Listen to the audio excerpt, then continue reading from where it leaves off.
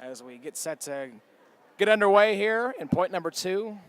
Head referees today are Zygmus Maloney, NCDA president, and Felix Peroni, former captain of WKU Dodgeball and author of the most current rule set, along with other contributors from the NCDA. So good to have two very veteran officials calling this game. I don't think anybody knows the rules better than Felix Peroni. I got to be completely honest. He could literally tell you all the numbers, like Rule 7.6.8.2 says this. Has argued these in the past as captain as WKU. Has argued with refs like, no, according to NCDA Rule 7. Yeah. Yeah. So two very official referees with a lot of experience, and we're very happy to have them. Very thankful for their contribution of their time, volunteering their time to referee. And we're about to get underway here. Off the opening rush. Looks like we have one kill. That's Sherman going down for Grand Valley. Nobody going down for Central. Number 15, Cameron Milbrot going down for Central Michigan there on a group throw by Grand Valley.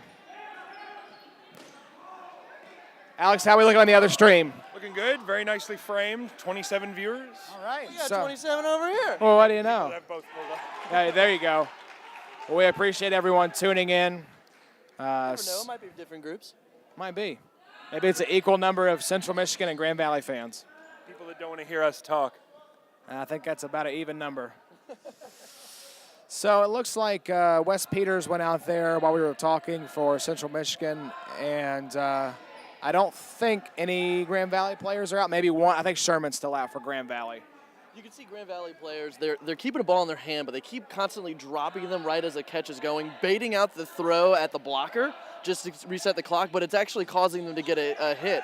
Number 17, I really did think just got hit there, but did not go out. No ref called it, so he's staying in. All right. Hey, you don't go out if they don't call it, right? Well, depends. If you truly don't know, that's what we talked about before. Earlier broadcasts, there are times when you genuinely don't know if you've been hit. So that's when you leave it up to the referee's discretion. Michael McCarthy on our stream right now. Mike, how are you, bud? Aaron Van Fletteren representing Siena Heights at GVSU now. You let him get away from the Siena Heights program, Mike? What are you doing?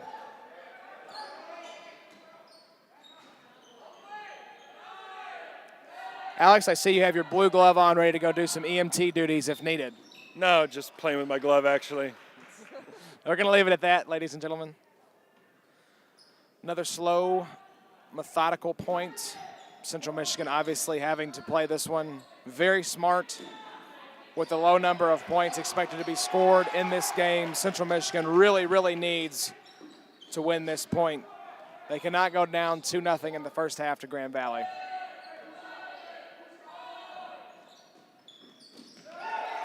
Number 7, that's Zach Bachner going down for Central Michigan. So that puts 3 Central Michigan players in jail right now.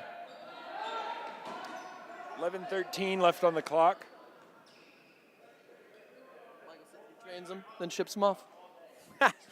Trains them and ships them off. Is that why you have the famous photo of you with your arms around your invisible friends from Nationals 2014, Mike? Just kidding. You know we love you. We named a court after you, Mike. We did. We are Mike McCarthy Pool Picture Memorial Court. Yes. Ooh, number 17. 17. Drilled in the middle of that play. And that 17, that's Aaron Terenzi. Number 12 for Central Michigan, taking a pretty good shot to the head there. That would be N. Ryan going down for the Chippewas. We are playing this game on court number 6, which is affectionately known as the Alex Bomas Senior Citizen Wing. So Bomas, if you're out there watching somewhere, you'll be happy to know this game is being played on your court. Number 54, Bro. Number 54, Bro, taking one barely off the top of his shoes, calling himself out there. You like to see that kind of sportsmanship. 9 players remaining for Saginaw. God, man, I am sorry. Very, very long day. Is that 44 for Central Michigan? 44 getting caught, yeah. For Grand Valley, he's walking right behind. He's Oh, okay. slow rolling it back. 44 for Grand Valley. That would be Tyler Alcantara. Michael says he needs to know where the court is. He wants to play. Get him here. Come to Bowling Green. Yeah. Right this second. Preston Center, WKU, Mike. Come down and see us. It's one of our nice hardwood courts. So you're lucky. Felix and myself got the ugly blue courts named after us. So you guys are high rolling it.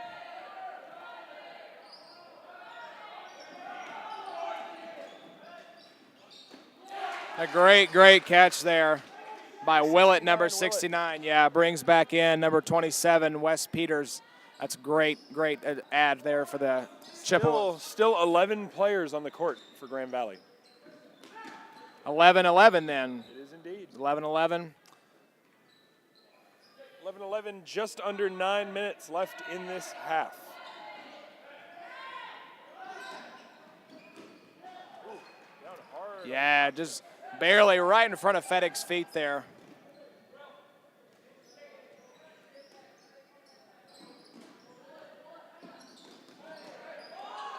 Yeah, Prill tried to block there, number 21 for Central Michigan. Got nicked when he was trying to block, so goes out.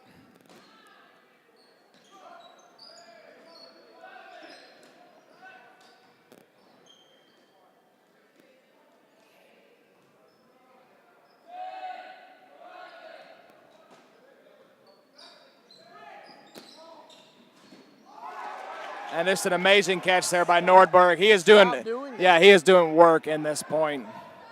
In this game, this is like 7th catch this game.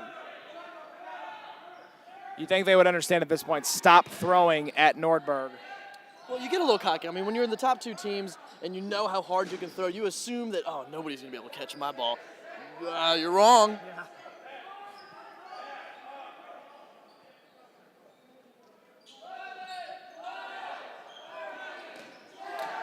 And a nice that was a nice catch by number 15 for Central Michigan. That would be Cameron Milbrot.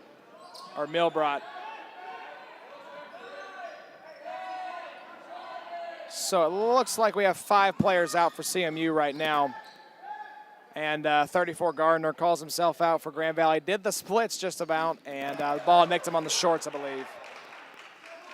35 going out for Central. Let's see. 59 going out there. Felix calling out Alex Holzgen on a shot to the foot. 7 minutes left in regulation.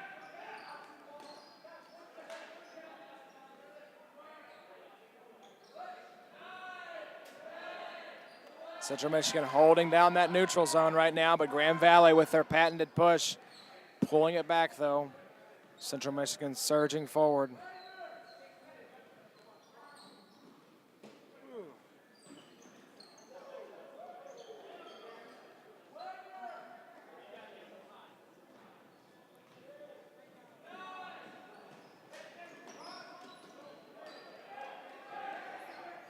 Not much action, just some volleys being exchanged right now as these two teams take stock of each other. 6:15 left in this first half. Lesky breaking down there for a catch, but the throw well short.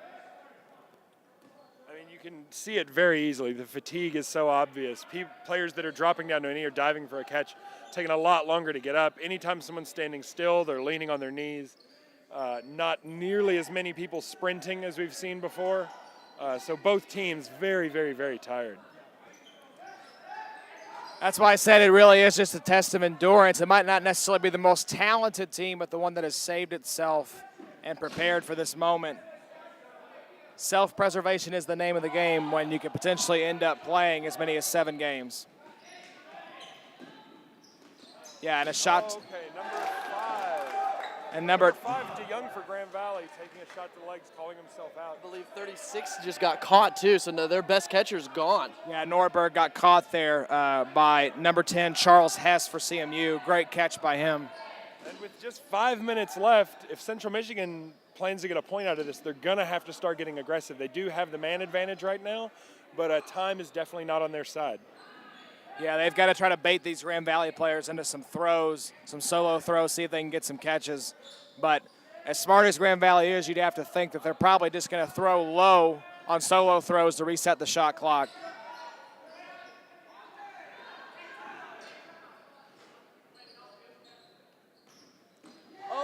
Oh, and a foot shot there takes out. I remember this name. It's kind of weird. It's Anthony Incroci.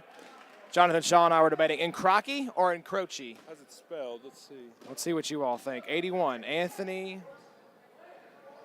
Say Incroci. It looks Italian. Yeah, that's kind of what I'm thinking. Italian. We're going to go with Incroci. It could be Incroci. There's really no way to tell. Yeah. We'll just call him Anthony. Yeah. Anthony. Tony. Yeah. Oh, Tony. Tony Incroci.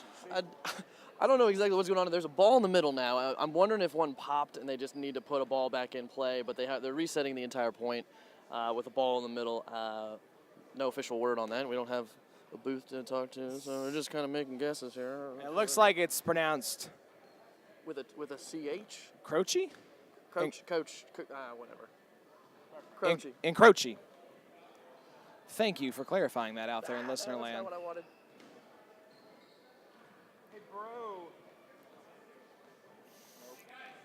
So it looks like that ball in the middle will be the arm wrestle ball, where teams nominate one player to go to the middle and arm wrestle over who gets that ball. And none of that is even remotely accurate. Not at all.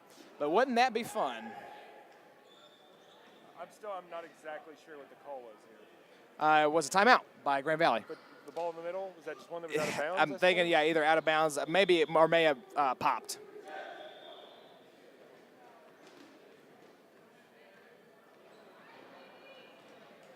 Seven players on the court for Grand Valley. 9 players on the court for Central Michigan. So with 4:42 left, 9 Central Michigan players, 7 Grand Valley players. We'll see if the Chippewas can take a point before halftime from the Lakers. I don't see it happening, guys. I'm sorry. Grand Valley's too good at stalling this game out. 4 minutes is nothing to these 7 players. I think they're going to be able to last out until halftime.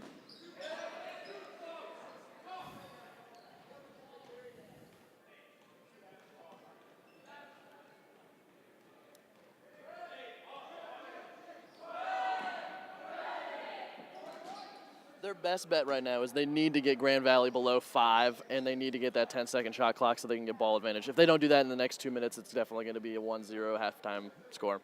Yeah, 4 minutes exactly remaining. 4 minutes left, so any time now, if a point is scored, will be added to the second half. That, catch there by Jacob Lesky, number 33, eliminates number 11 for Grand Valley, Steve Snyder. 7's out too. 7 did not realize that he got caught. Yeah, there's your 10-second. That's what they needed. I think this game will change pretty drastically now that Grand Valley is on a 10-second shot clock. We've seen it time and time again this tournament. Once that 10-second shot clock comes up, a lot of errant throws getting made as people try desperately to reset the shot clock. But I think Grand Valley is going to have the control to put those throws where they need to be. Super low, fire them off a foot or two, have them hit the ground a foot or two in front of the Central Michigan player, meaning it's virtually impossible to get a catch off of them. Oh, sorry. How many times have we seen Grand Valley just stall it out with 5 people left? It doesn't matter. They're gonna be clutch in the long run because they got number 4 still, Bailey, which was their really big play against Saginaw. 2 minutes, 50 seconds. 2 minutes, 50 seconds. We've said it before, this Grand Valley team plays so well in isolation. So even if it does get down to 1 or 2 players left, you'd have to imagine the Chippewas are going to have a hard time eliminating these Lakers with how well they play when the numbers start to winnow down. Catch, they're at a 10, now they're at 15. So 28, the catch from, let's see, that would be Connor Klopsic with a catch there. Gets the Lakers off of their 10-second shot clock. Kevin Bailey resetting the shot clock for GVSU.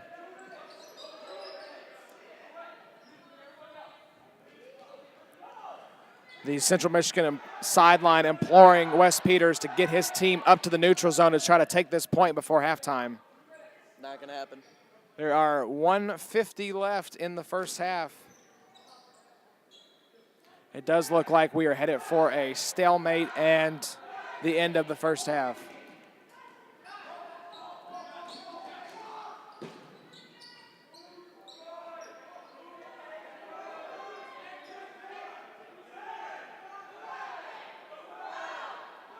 Seconds remaining, 90 seconds. Jacob Leske going out there on an attempted catch. We got a timeout. Timeout, Central Michigan. We have 1:20 left in the game. Felix is saying that it should now actually read 1:26. So 1:26 left in the first half. Look at him with his little book. He does have a little book. He's writing things down. Glasses, too.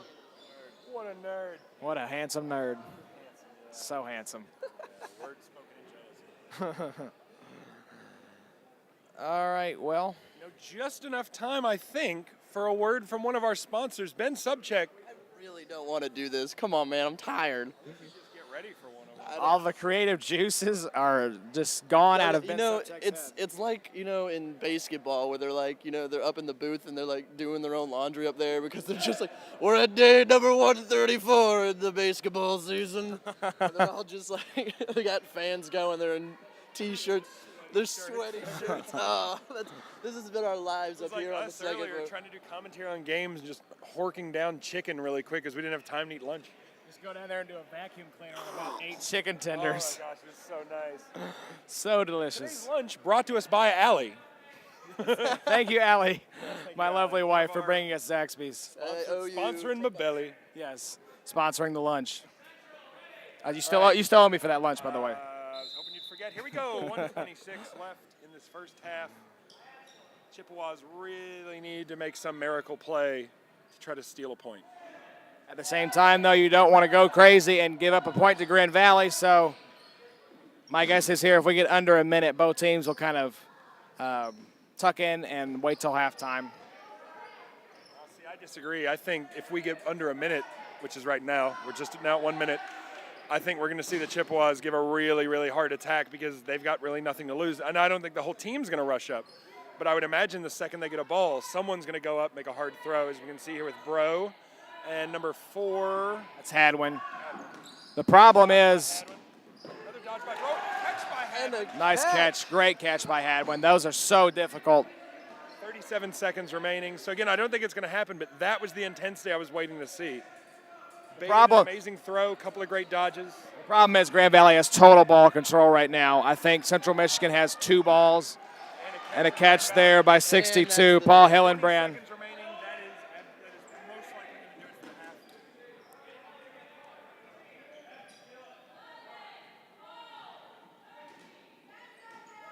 And we are down to 7 seconds.